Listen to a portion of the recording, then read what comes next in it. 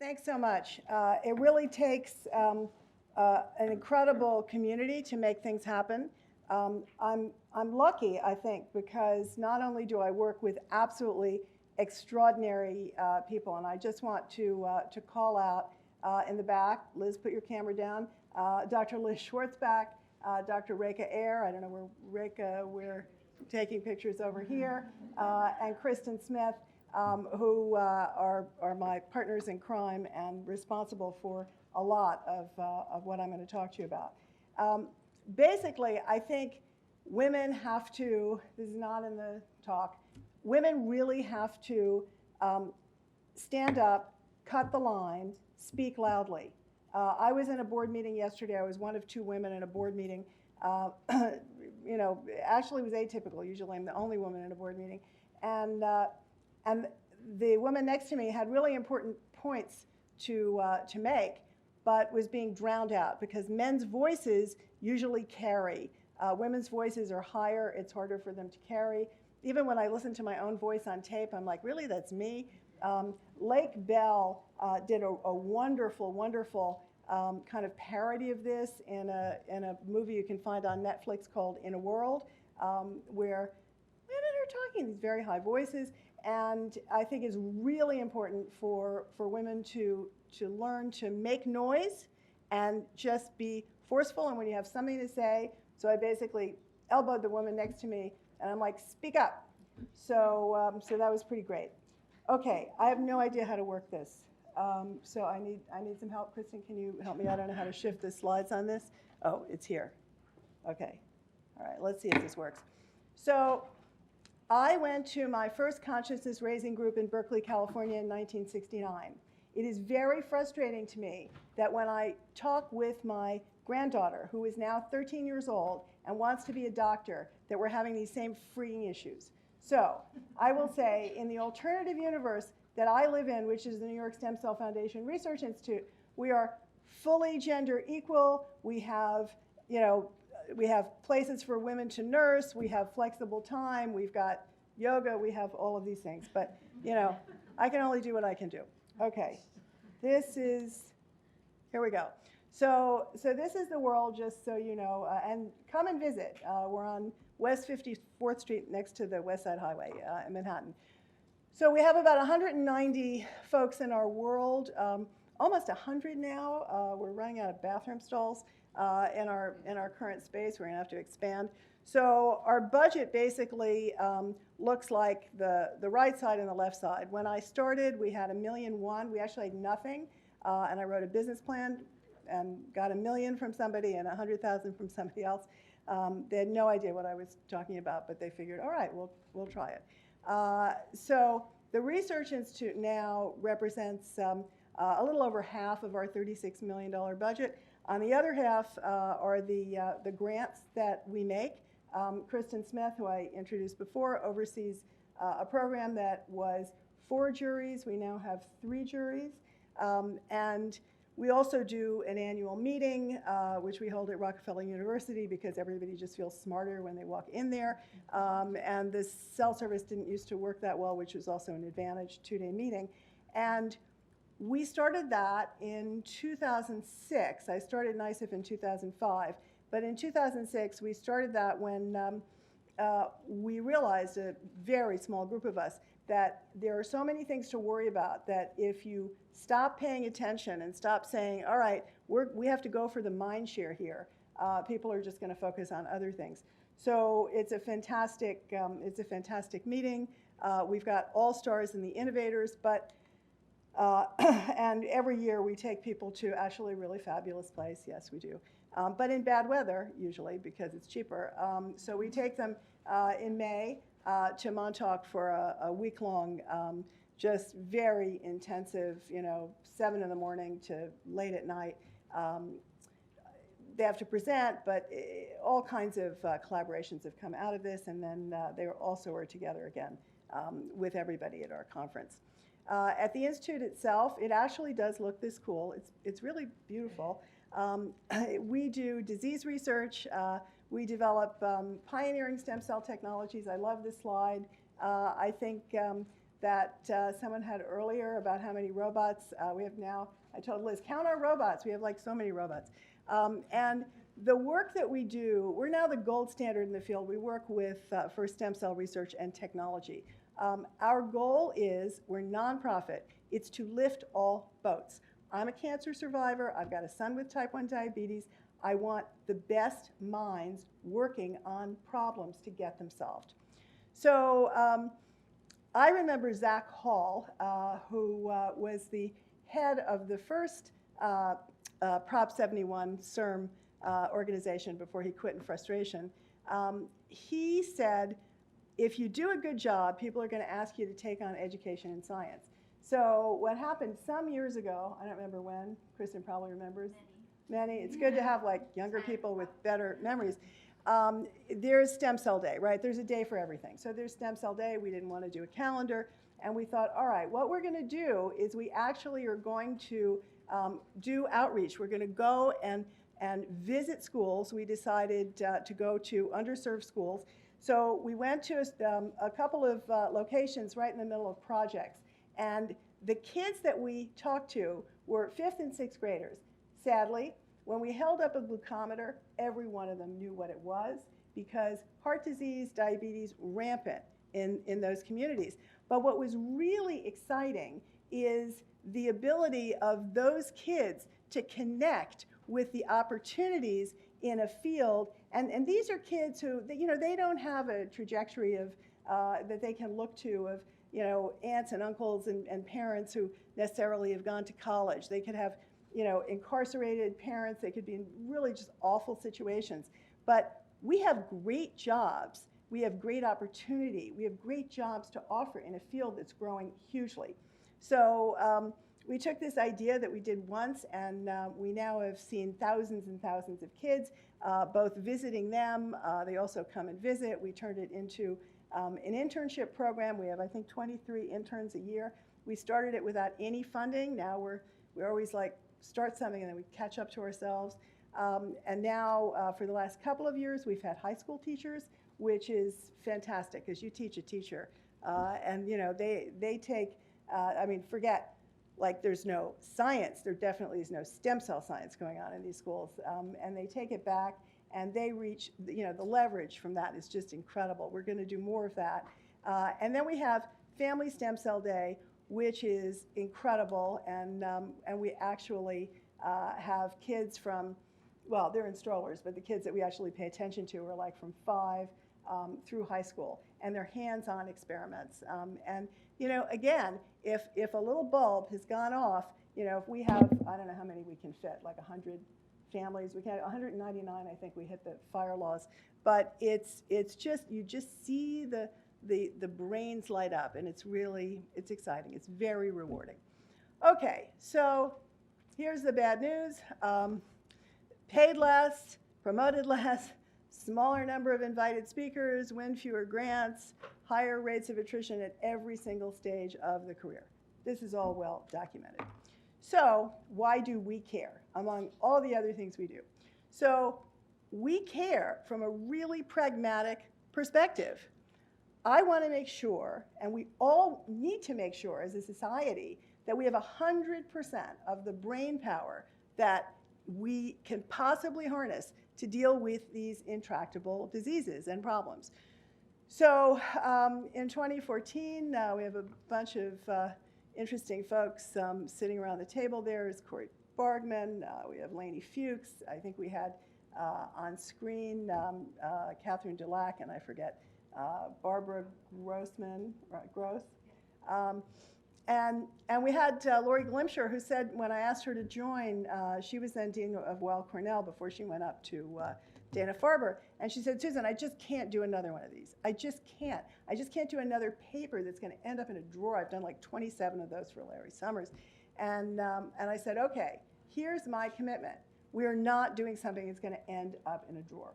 So we launched our initiative on women in science and engineering, and it is to create, and we have created and implemented actionable strategies to move towards gender equality. Now, what does that mean? That means it can't cost a lot of money, because if it costs a lot of money, then that's a whole reason. We didn't want to give people reasons for why you can't do things. We also wanted to give people psychological cover. If you come at people with a hammer, which I think a whole bunch of us would like to do a lot, it does not work. It just does not work. So you have to assume that, you know, Johnny or Jimmy or Janie really actually want to do the right thing. But, you know, they just have been acculturated, so they have these implicit biases. And then we said, okay, well, that's really great. So why don't we actually create an institutional report card for gender equality? And we thought, oh, great, we'll partner to expand on like what have to be vast existing searchable databases of women in science, medicine, and engineering. No problem, right? So this is one of the most powerful tools that we have. If you don't have one, take a picture of it or we'll send it to you.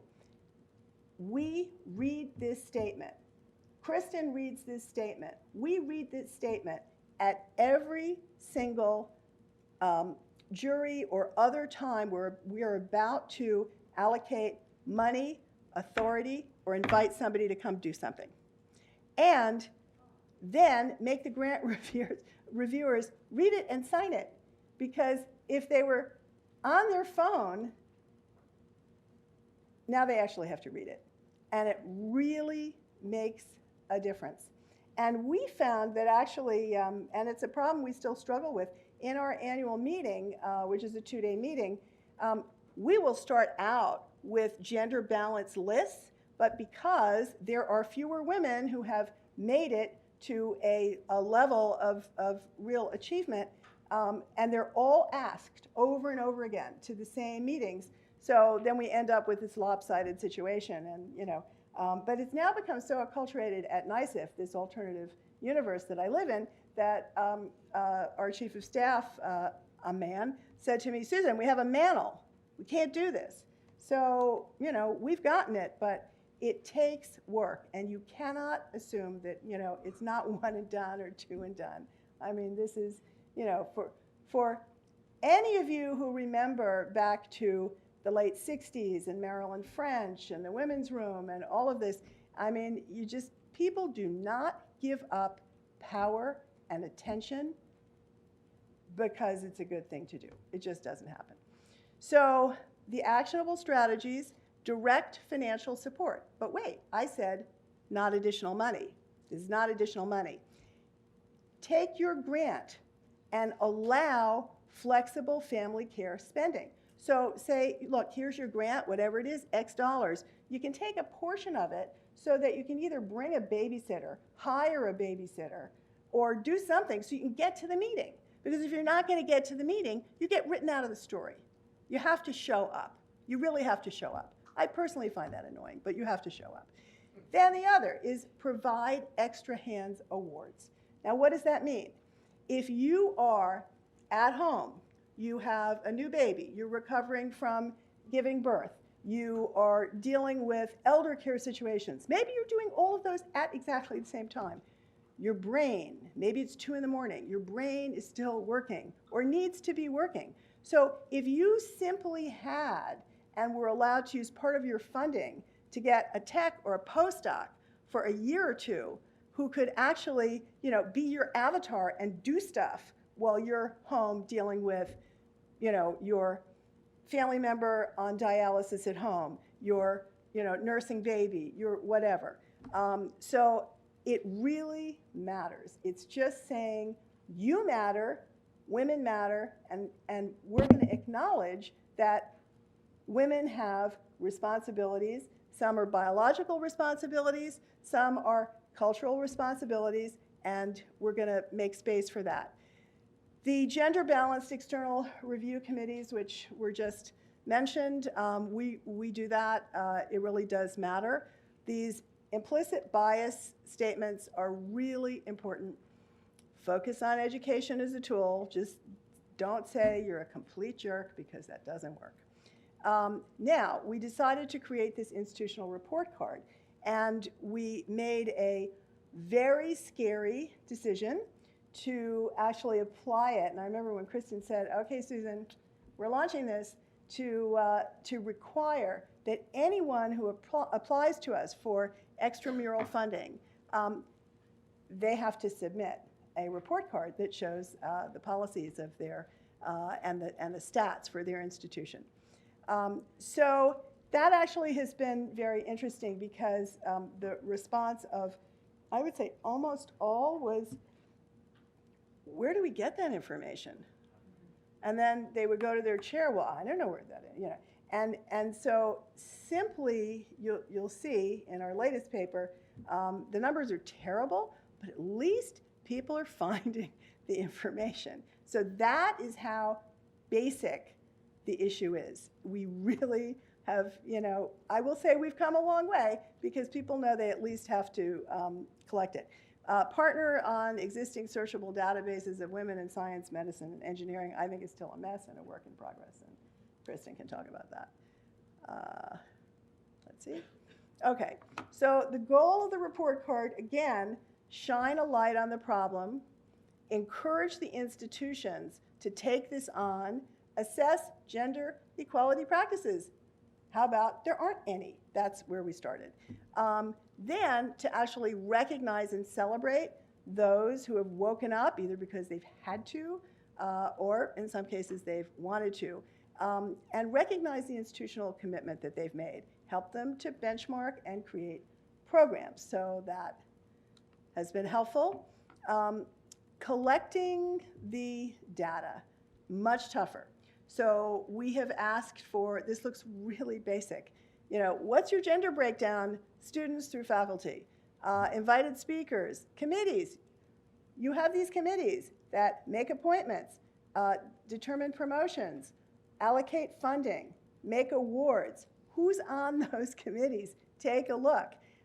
Qualitative data, the paid family leave, the tenure clock, you know, balance on internal committees and other policies. So this all has to be completed. Now, it doesn't affect whether or not we fund. Why? Everyone would fail, and we would not be able to have an extramural funding program. That's why. But at least now they're collecting it. So we had 5 years of data, 741 unique report cards, 541 institutions, 38 countries, so that's a pretty decent sampling. So what does it look like? This is what it looks like.